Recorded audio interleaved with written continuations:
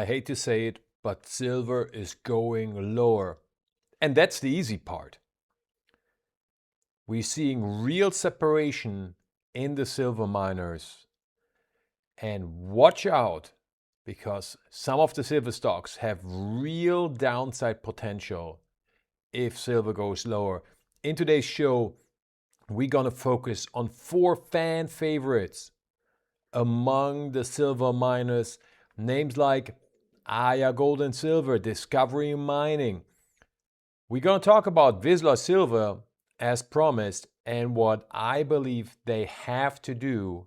And if they miss this boat, boy, this stock is going a lot lower. And then we're going to talk about one of the top silver favorites at the Rick Rule Symposium. That chart is the most dangerous chart among the silver miners that I know of. Let's get into it. Welcome to Hot Trades of the Day, your show for swing trading ideas for the coming days, weeks, and month. Welcome to Hot Trades of the Day. My name is Daniel Helmy. Let's jump right into it. Here is the silver chart, and as you can see, we basically have been running in a really tight sideways range. You see the lower end here and you see the upper end here for about a month, 5 weeks. Now, the silver chart has the same pattern as the gold chart. Obviously, silver would not be able to separate itself from gold. So we have the Wyckoff distribution accumulation pattern in silver as well, which would mean one final sell-off. But there's another indicator for silver that is a warning sign for us to pay attention to, that another leg lower in silver is coming, which again would only happen if this is the case for gold, but it looks like that's going to happen for gold as well. Again, the past gold video will answer all those questions. So what is the extra technical point that I'm paying attention to? And it is this. I just pointed out this sideways channel. Let me make this bigger for you.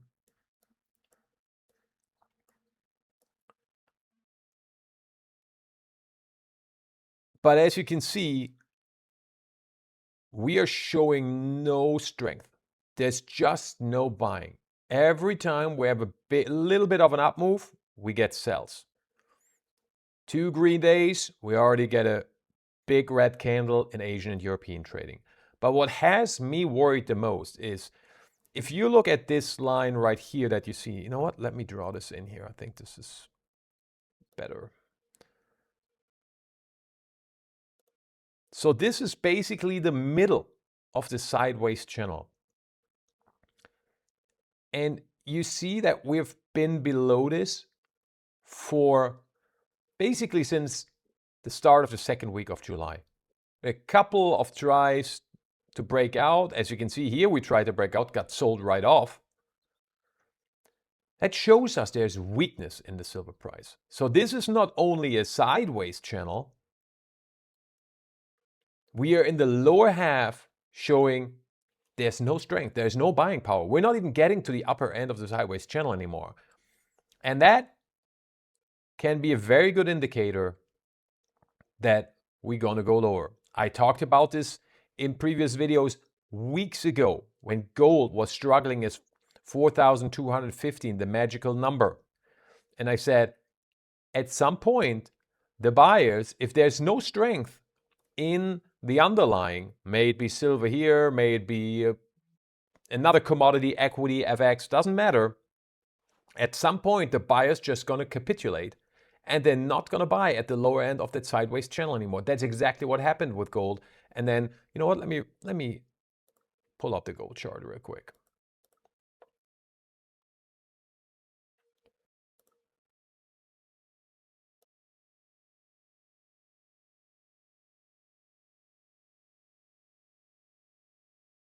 You see the sideways channel in gold as well here, by the way.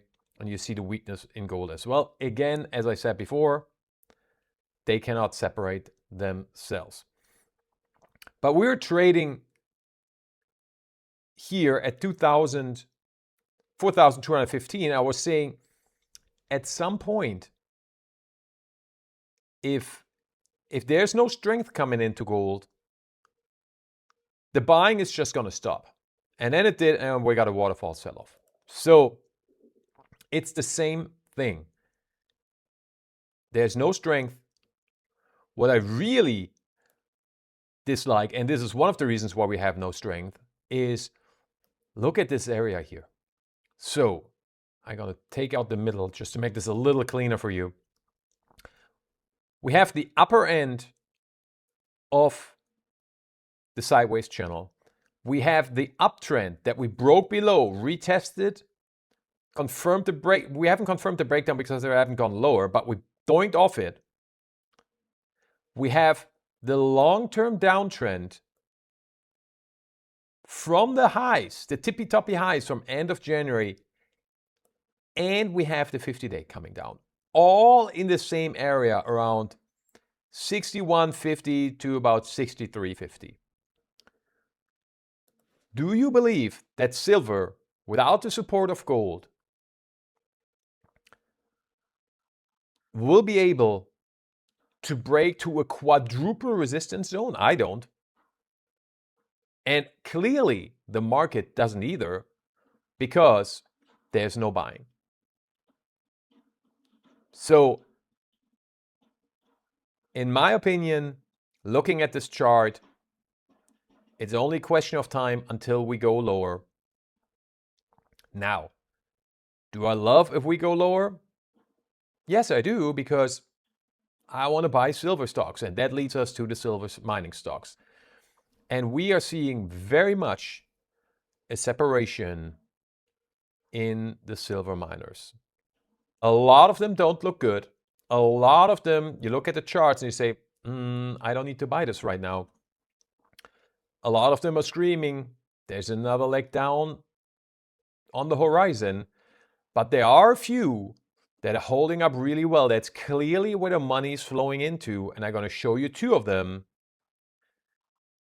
These are the type of stocks that I'm going to eye, because there is a reason, especially if it is bigger silver miners, meaning market cap over $1 billion, where some institutions can invest in.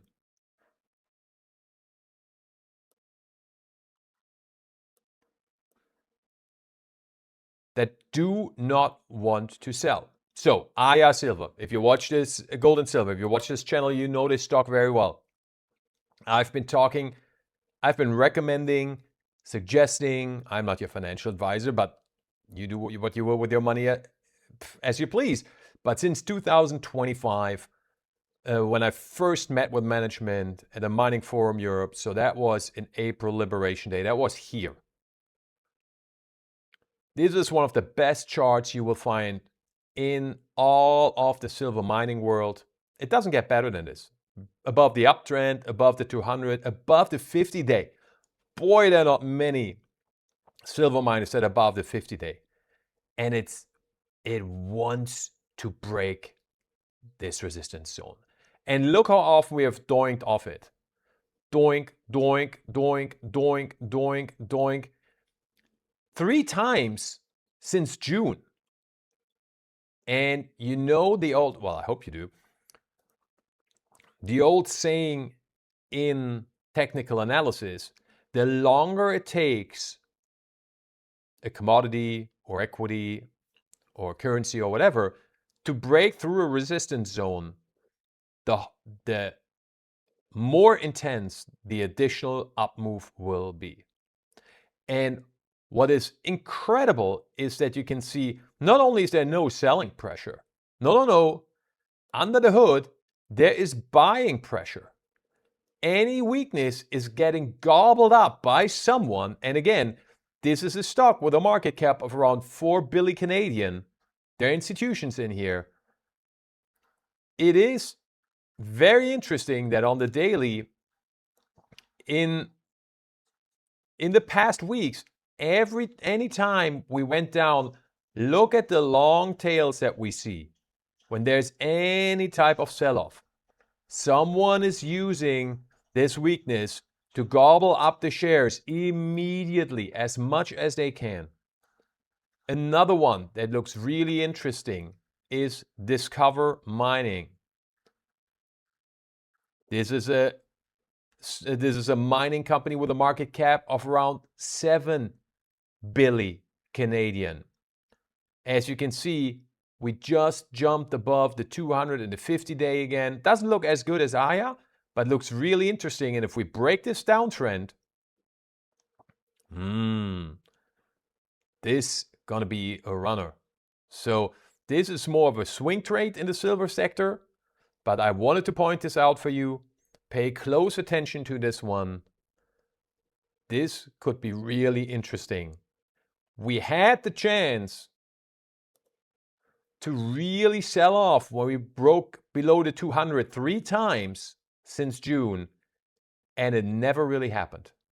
What does that tell us? That tells us there's no selling pressure.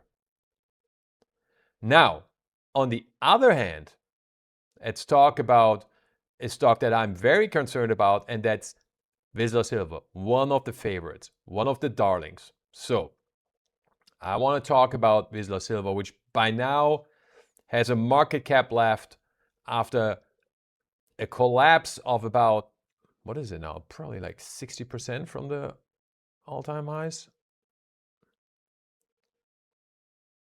55, yeah, and 58. Well, actually down there is the low, and 59 in the low. I'm sorry, this doesn't look good. And it really doesn't look good if we zoom out. If we zoom out, we clearly can see A, B wave. We break this uptrend that has been in place since 2024. And actually, you know what? This needs to be like this. So we're fighting with it right now. Sorry, I don't know why it moved. We're getting a sell-off, and this sell-off is at least going down to this support zone. So that would mean, let's take the upper end, another 20%, and it would happen fast and furious, and it won't be nearly as enjoyable as the Vin Diesel movies. There's no strength. Look how different Vizsla Silver looks compared to Aya, or compared to Discovery Mining. Below the 50-day, below the 200, just weakness all around. And here's the problem. I saw an interview with the management, must have been recorded a couple of weeks ago, and it's just weak. If there's one thing that is well known in the mining industry in North America and really around the world, to be honest, it is that the Vizsla management is a top management. However, they are not, whoever does the investor relations, okay, yeah, there might be better people out there because they're not handling the situation well. Now, with this situation, you're probably familiar with it. They have one of the top 3 undeveloped silver projects or in development silver projects in the world. Outstanding project, silver project in Mexico. However, in January, they announced that a local cartel moved in, kidnapped 10 of their workers, and 9 have been found, unfortunately, dead. How do you handle this? That is a really difficult situation, but that's why you get paid the big bucks as the management. Matter of fact, they haven't put out a press release in 6 weeks. That is unacceptable when the investors are sitting out here and saying, what's going on? They put out a press release and say, well, we work with the government and we beefed up security. Beefed up security in cartel land in Mexico, unless you bring in SEAL Team 6, I don't care if you have 5 more police officers who are probably getting paid off by the cartel anyway, allegedly, to secure your project. That doesn't mean anything. And the market is saying the exact same thing. So this is the problem. The project is outstanding, but nobody knows if this project will ever be built. So the silver can be in the ground, but what good does it do you if you can't get to it? And that's why there's no strength in silver. I talked to a number of managements, and in different ways they worded it, they all came up with the same solution that I came up with, which probably makes me look smarter than I am. But it was interesting that independently they all said the same thing. And that is, Vizsla needs to buy a new project. That is the only way out. And that is the right strategy. It's a very common strategy in the mining sector. When you have a project and, for example, the project turns out not to be great, or even flat out not really a project at all because the drilling doesn't bring back the results, what do you do? Well, you buy another project. And then you basically go like, hey, everybody, look over here. Look at the new project. Don't look over there at the old stuff. Here, the shiny new thing, cat theory, right? And that's what Vizsla needs to do in order to get any excitement back into the stock. Because, I mean, the Vizsla management is super smart and they're great, but I'm not sure if they really understand what is going on in the markets. And in the markets, and the chart very clearly is showing this. In the markets, we see the market doesn't believe that this project is still alive. It doesn't believe that it's dead, because if it was dead, then the Vizsla share would be below $1.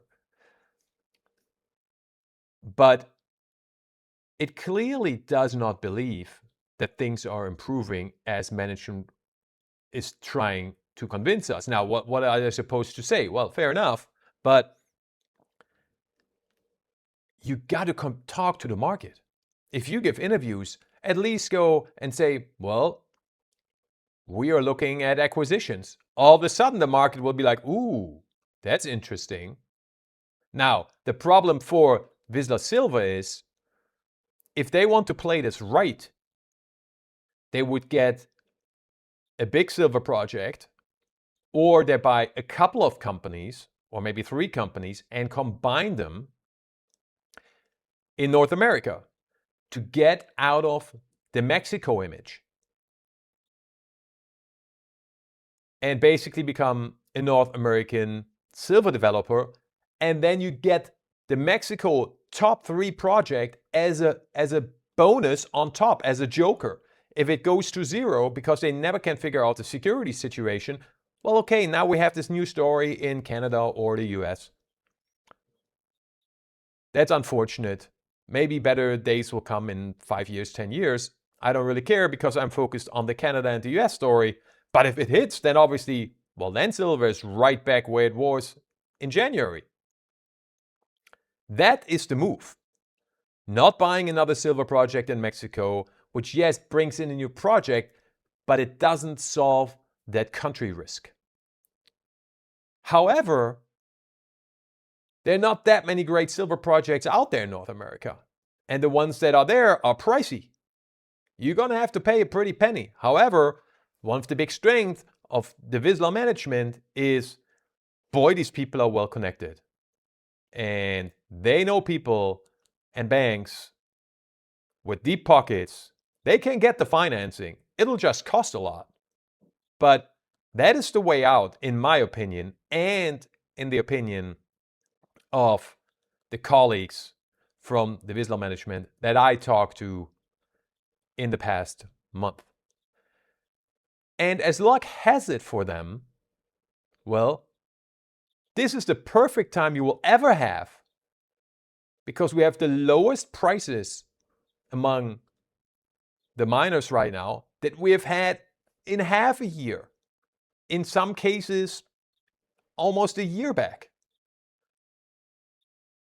If you ever wanted to buy something, Now is the time. Equinox Gold did it, for example, in the gold sector, buying Orla. Gutsy move, big move, but it's the right move to do. So they actually lucked out on the time, but nothing has happened. The silver price has been down, the miners have been down for a while, and nothing has happened. Maybe there are negotiations, maybe something will pop up out of nowhere, and then you can go back and say, ooh, wait a minute. The sauerkraut guy, he talked about this back in the silver video, that they should do that. Huh, maybe he knows a thing or two. And if you like this type of content, hit the subscribe button so you are ahead of the markets. But so far, nothing has happened. And at some point,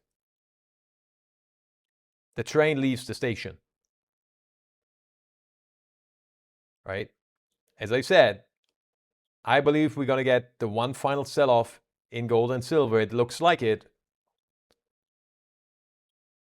And after that, I think we're going to go higher. Now, not within a week, not within a month. It's going to take its time.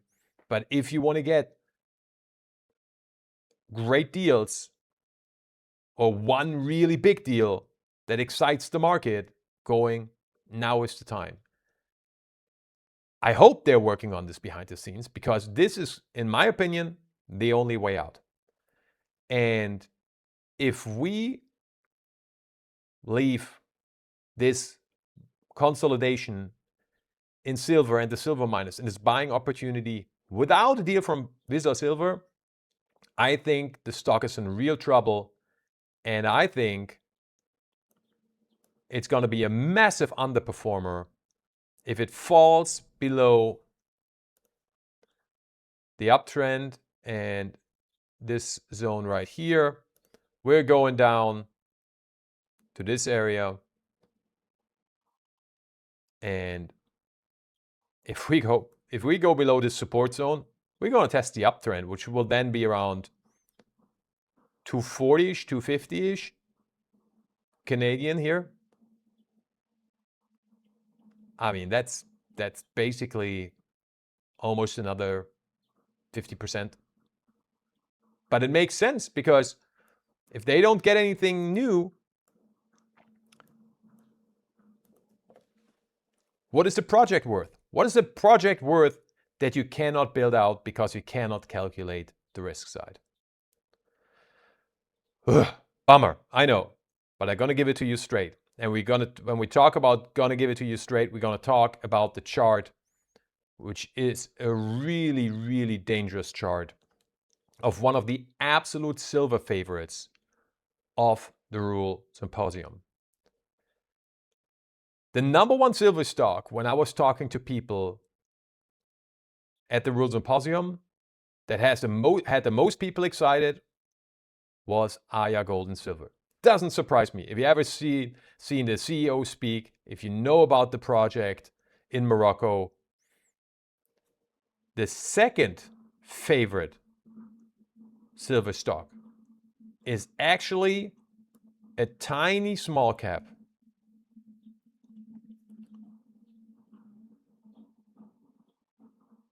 called Honey Badger Silver. About 120 Canadian. And as you can see, a wild run.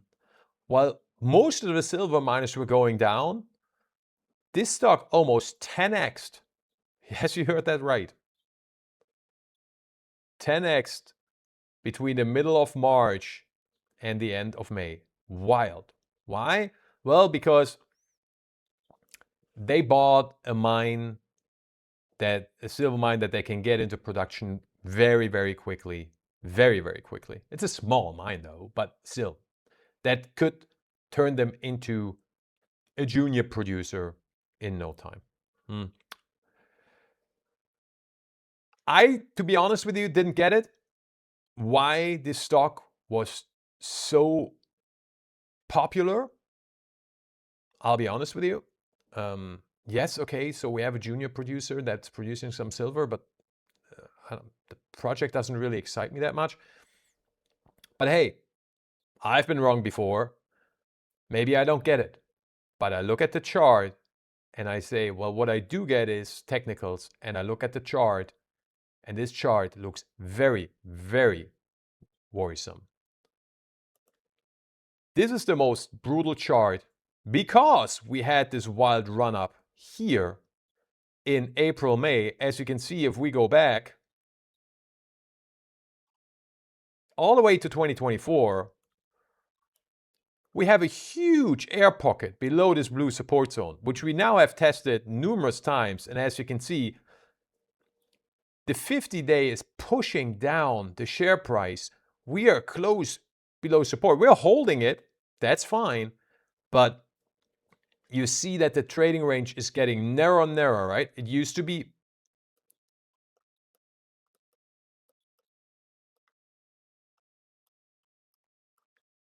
the upper end, used to be here in June, July. Well, in the past week, it already came down to here. So we know the story, no buying, and we break below the support zone. We got a big air pocket all the way down to the 200-day moving average, which runs around 41 cent Canadian, and we are at 71 cent right now. Now, I cannot say for sure if we're going to get there because this is a popular stock, but boy, it's risky. We got a gap here, we got a gap here, but this gap would already be below the 200. We have this structure, the only little thing of structure, which would be around 50 cent to 45 cent. That would still be a massive down move. So if you are long Honey Badger Silver, make sure that you have a stop in place on the close below that blue support line, which would be around 63 cent. Maybe if you want to assure that this low is above the stop, you go in 61 cent or so. You can always rebuy the stock, right? But this could go down really fast in a small cap like this if this support zone doesn't hold up. So don't be the one caught in the ocean without the swimming trunks when the water goes out. That is it for today. Have a great weekend. Housekeeping, real quick, 2 things. Tomorrow's video. Oh yeah, we got to talk about one thing. Tomorrow's video about the consequences and how to implement what Rick Rule was saying in the video for our portfolios coming out this weekend. It's going to be really, I think, more strategic video, obviously very interesting. Second thing, yeah, the scammers are coming. We caught the first WhatsApp group fake in name of Bull Market Lifestyle and with a picture of me. So to make this very clear, we do not have any WhatsApp groups. We do not have any Telegram groups. I will never send you any messages on WhatsApp or Telegram.